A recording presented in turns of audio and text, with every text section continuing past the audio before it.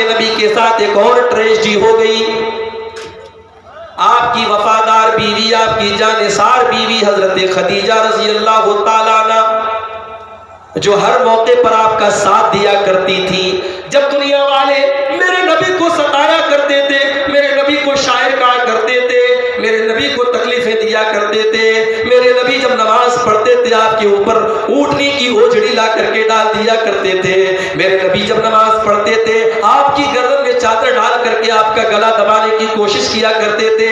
मेरे नबी इन हालात से मायूस होकर के जब घर में जाते थे और अपनी बीवी खदीजा को अपनी सारी दास्तान सुनाते थे, वो बीवी आपको तसल्ली दिया करती थी, वो आपको सुकून दिया करती थी, वो बीवी आपका हौसला बढ़ाया करती थी। अल्लाह के नबी को अपनी बीवी से बड़ा हौसला मिलता था।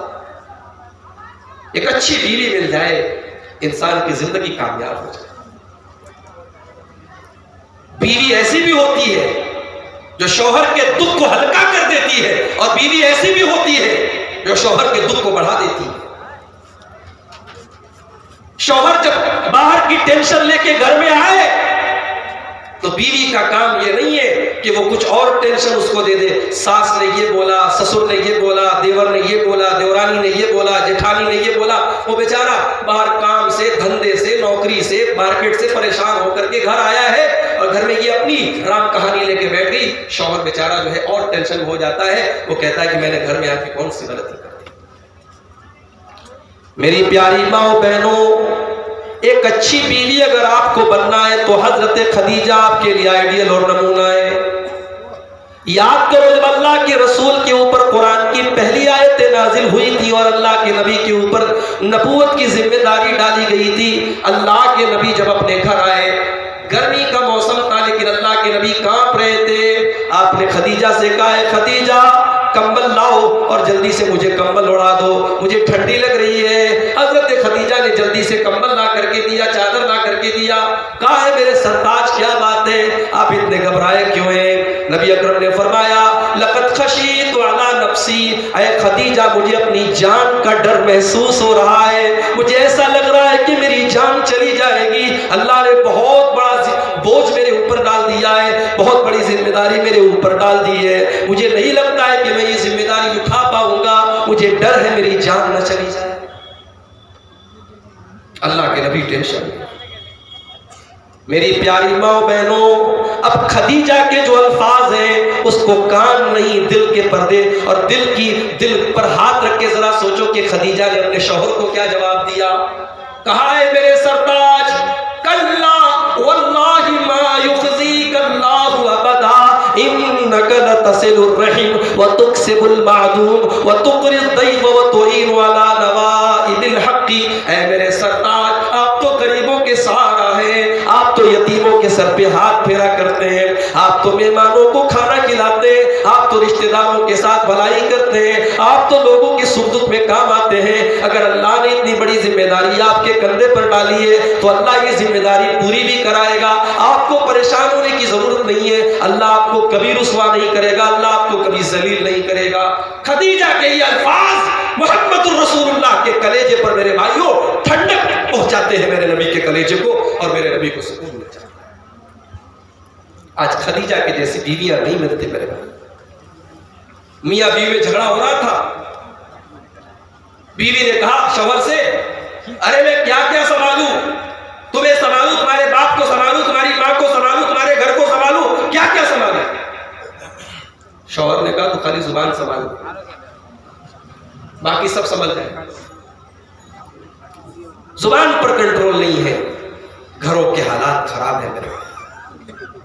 यकीनन हर जगह औरत गलत नहीं है, सही भी है, हर जगह गलती बहू की नहीं सास की भी है, लेकिन जुबान अगर कंट्रोल कर ले घर जन्नत बन सकता है। नबी अकरम से पूछा गया, अय्युन निसाई खैर, अल्लाह के नबी सबसे बेहतरीन औरत कौन सी है? नबी अकरम ने फरमाया, अल्लती तसुर्रुहु इज़ा नज़र, जब शौहर अपनी बीवी को देखे तो खुश हो जाए। यहाँ तो बेचारी जब शादी में जाती है तब मेकअप करती है, जब मायके जाती है तब सच संवर के जाती है, और ऐसे जब घर में रहती है ना, शौहर आता है तो ना बाल में कंघी करती है ना मेकअप करती है, कहती है अरे ये तो शौहर है, इसके लिए क्या मेकअप करो। बताओ, जिसके लिए मेकअप करना चाहिए, जिसके लिए सजना चाहिए, संवरना चाहिए, उसके लिए नहीं सज रही है और जमाने के लिए सज रही है। मेरी माँ बहनों, बेहतरीन औरत वह है जो शौहर को खुश करे। बहुत बड़ा जुमला है ये, में गौर करने की जरूरत है।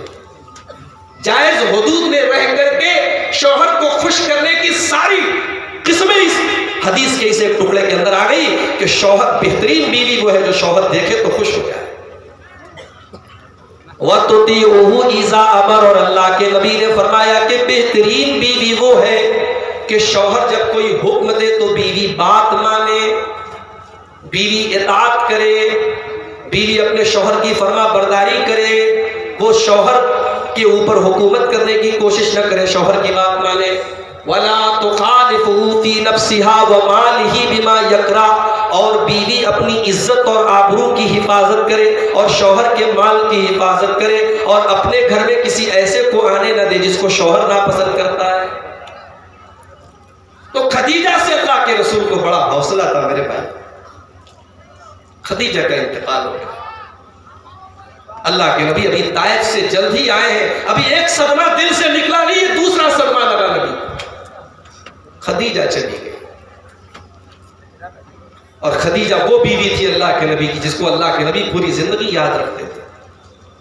अल्लाह के नबी के घर में जब कोई अच्छी खाने की चीज पका करती थी, आप खदीजा की सहेलियों को भिजवाया करते थे और अक्सर आप खदीजा को याद किया करते थे। एक मर्तबा अम्मा आयशा ने फरमाया, अरे अल्लाह के नबी क्या बात है, खदीजा के अंदर ऐसी कौन सी खास बात है, आप खदीजा को इतना ज्यादा क्यों याद करते हैं?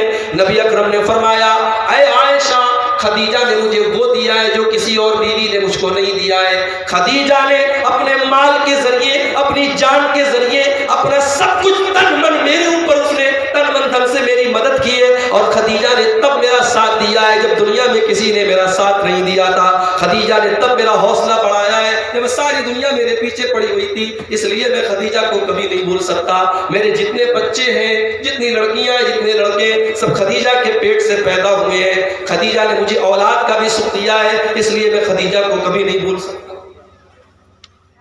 खदीजा